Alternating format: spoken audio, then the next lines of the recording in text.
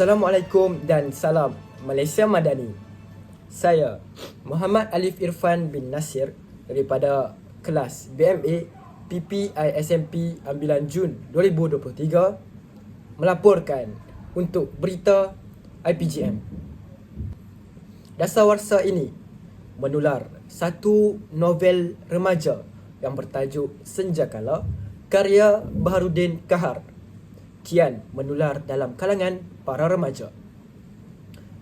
Apakah yang menariknya berkaitan novel ini? Namun sebelum itu, novel Senjakala karya Baharudin Kahar yang cetakan pertamanya pada tahun 1986 dan sehingga kini cetakan ketujuhnya iaitu pada tahun 2015 iaitu keluaran Dewan Bahasa dan Pustaka. Penulis iaitu Baharudin Kahar pernah memenangi hadiah karya sastra 1976, Sayembara Cerpen Esogapena 1982 dan penerima Zamalah Sastra 1985. Jadi, mari kita bersama Profesor Alif Irfan yang akan menerangkan dengan lebih mendalam berkaitan novel ini.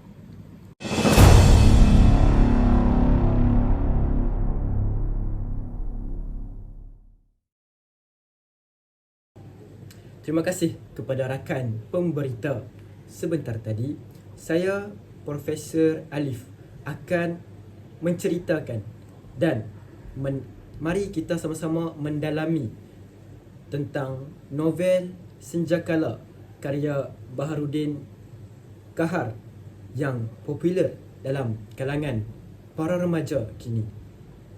Baiklah, sebelum kita menelusuri dengan lebih mendalam tentang novel ini, fokus utama yang akan saya sampaikan ialah kritikan saranan novel Senjakala karya Baharudin Kahar. Baiklah, jom kita tengok. Baiklah, sinopsis Senjakala. Apa yang ada dan apa jalan cerita terhadap novel Senjakala ini? Senjakala ialah sebuah novel yang mengisahkan kegigihan watak utamanya Kinto, iaitu seorang pemburu tua yang pergi berburu selama lebih daripada 100 hari bagi mendapatkan daging rusa untuk anak perawannya yang sakit. Novel ini juga melukiskan kecekalan hati manusia yang tidak mahu menerima kekalahan tentang harga diri dan kasih sayang. Ia juga mencakup hubungan manusia dengan Tuhannya, alam dan sesama manusia. Segala-galanya tersimpan falsafah tentang proses pencarian diri, tentang kewujudan manusia yang perlu menerima kekalahan bersandarkan kesedaran pada keagungan Tuhan. Cinta yang patah dengan segala macam kompleksitinya. Rendah diri seorang lelaki dengan rindu dan cintanya yang tidak kesampaian. Berikut merupakan sinopsis Senjakala. Baiklah, seterusnya saya akan mengkritik ataupun namanya ialah kritikan saranan terhadap novel Senjakala ini. Jadi, sebelum saya mengkritik, mari kita ambil cakna tentang apa itu kritikan saranan. Istilah saranan bermakna anjuran atau sesuatu yang disarankan. Bagaimanapun, istilah ini membawa konotasi lain iaitu sebagai propaganda. Oleh itu, kritikan saranan merupakan kritikan yang cenderung menganjurkan sesuatu untuk memperbaiki kekurangan atau memantapkan lagi unsur-unsur yang membina sebuah karya atau memberi alternatif dari sisi teknik umpamanya. Menurut Hashim Awang 1985, Kritikan sastra merupakan suatu usaha mempertimbang dan menilai karya sastra secara jujur dan sistematik. Kritikan sastra merupakan cabang ilmu yang mempunyai fungsi-fungsi yang tersendiri. Baiklah, tanpa melengahkan masa, mari kita ke kritikan yang pertama. Kritikan yang pertama, plot cerita yang terlampau perlahan, kurang jelas dan berulang-ulang. Berdasarkan petikan novel, Kintu cepat-cepat mengisi 2 butir peluru lagi dan setelah diyakininya yang binatang ganas itu benar-benar telah tewas, dia mencabut golanya lalu menerpa ke arah sang rusa. Rusa itu telah patah lehernya, tetapi kakinya masih terkial-kial lemah dan mengenjut-enjut. Kintu menyelitkan sehelai daun ke telinganya dan setelah membacakan ayat Ya Zal Jalali wal Ikram, dia lalu menyembelih rusa itu. Dalam novel ini, perjalanan ceritanya begitu perlahan kerana watak utama Kintu keluar memburu rusa untuk anaknya Nur dan perkara tersebut berulang-ulang. Ini mengakibatkan jalan cerita awalnya agak membosankan kepada pembaca. Perkembangan dan kemajuan jalan cerita juga sangat perlahan sehingga menyebabkan tiada perasaan ingin tahu ketika membaca novel ini. Selain itu, tiada klimaks yang membuatkan pembaca tertunggu-tunggu dan klimaksnya tidak begitu memberi impak yang menarik. Klimaksnya iaitu Kintu yang berjaya mendapatkan rusa juga sudah berjaya diagak oleh pembaca dan berasa biasa. Jadi, penulis boleh membuat klimaks yang lebih menarik atau klimaks yang lebih membuatkan perasaan teruja kepada pembaca apabila membaca novel tersebut. Klimaks yang tidak mampu diagak oleh pembaca juga akan membuatkan novel ini lebih menarik dan mampu menarik perhatian pembaca untuk lebih membaca buku ini ataupun novel ini.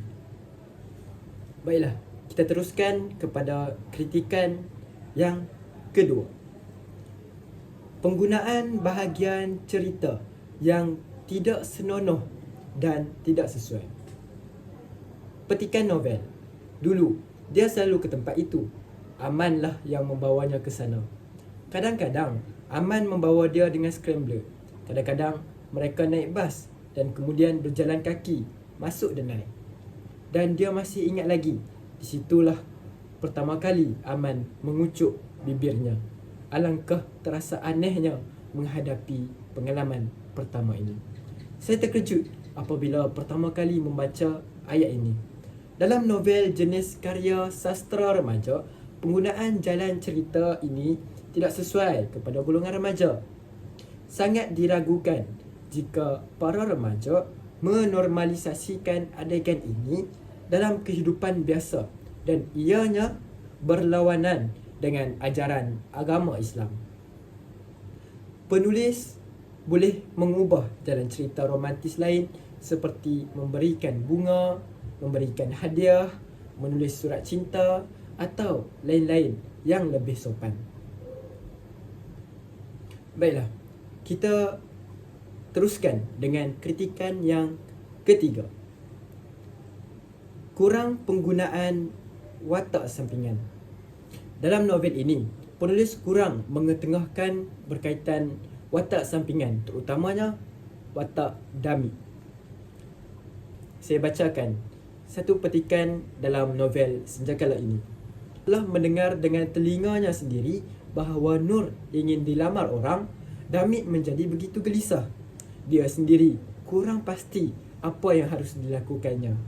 Dan untuk pertama kali dalam hidupnya, dia berasa seolah-olah ada sesuatu yang begitu mengoncangkan hatinya. Bukanlah niatnya untuk mengintip percakapan pak tua dan ibunya tadi. Dia berehat daripada menebas di belakang rumah dengan duduk di bawah lidapan atap dapur untuk mengasah sabitnya. Tiba-tiba dia terdengar percakapan mereka. Damit seorang yang berbadan tegap dan Sasa yang merupakan sepupu kepada Nur dan anak menakan kepada watak utama iaitu Kintu dalam diam menyukai Nur. Penulis boleh meletakkan Damit sebagai orang asing kerana orang dahulu melarang supaya kita berkahwin dengan sepupu sendiri.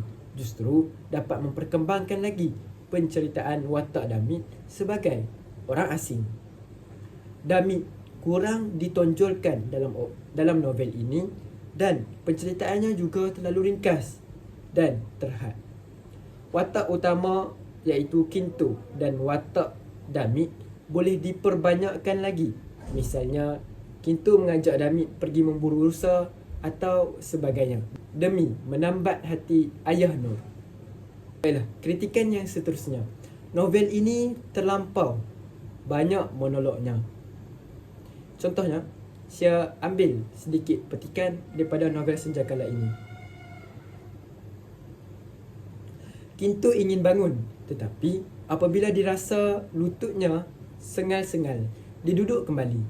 Digagahinya dengan cermat membongkokkan dan meluruskan lutut itu berapa kali. Betapa baiknya kalau kita dapat kembali menjadi muda. Berapa kali hendak ku kata, ketuaan itu juga istimewa. Ia memberikan kita bijaksana dan sabar. Tukas Kintu dengan cepat mengulangi kata-katanya yang lazim itu. Barangkali aku perlu memakan benda-benda yang berzat. Aku boleh mencari napuh atau pelanduk. Jika dapat ku makan, tentu banyak manfaatnya. Makanan yang berzat bukan sahaja akan memberikan tenaga, ia juga akan dapat melawan serangan penyakit. Kintu yang bermonolog sendirian di dalam hutan. Novel ini terlampau banyak menggunakan interaksi sehala berbanding interaksi dua hala. Hampir kesemua watak di dalam novel ini bermonolog dengan diri mereka sendiri. Monolog yang terlampau banyak sebenarnya mengakibatkan pembaca berasa bosan. Pembaca mula hilang penghayatan emosi apabila terlalu lama membaca monolog satu karakter sahaja. Penulis boleh mengurangkan interaksi sehala dan lebihkan interaksi dua hala ataupun interaksi dua watak. Supaya apa? Supaya jalan ceritanya lebih aktif dengan dialog-dialog dan tidak membosankan. Baiklah, kritikan yang terakhir. Novel ini jalan ceritanya terlampau sedih. Kintu yang menghadapi pelbagai dugaan seperti mendapat tahu berita Nur menghidapi penyakit leukemia, Dasima yang meninggal dunia kerana demam dan kematian anak perawannya di akhir cerita. Penulis lalu menggunakan perasaan sedih pada hampir setiap watak dalam novel ini, lebih-lebih lagi watak utama. Kesedihan yang terlampau atau berlebihan juga akan menyebabkan pembaca berasa bosan dengan jalan penceritaannya.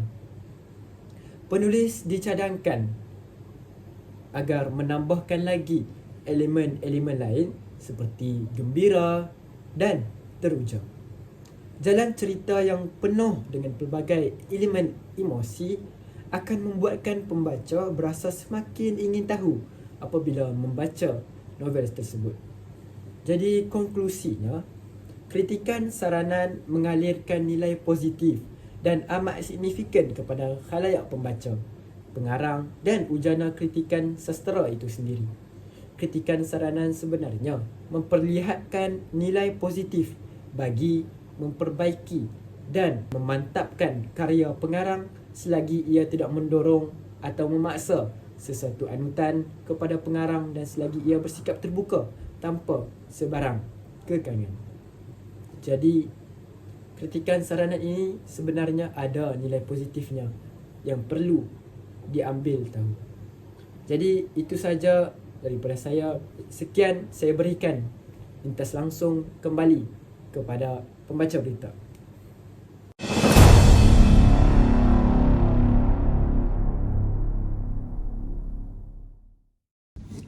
Terima kasih, Profesor.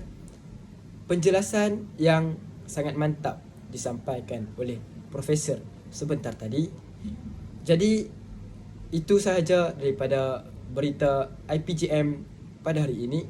Sekian, saya Muhammad Ali Firfan melaporkan berita pada malam ini.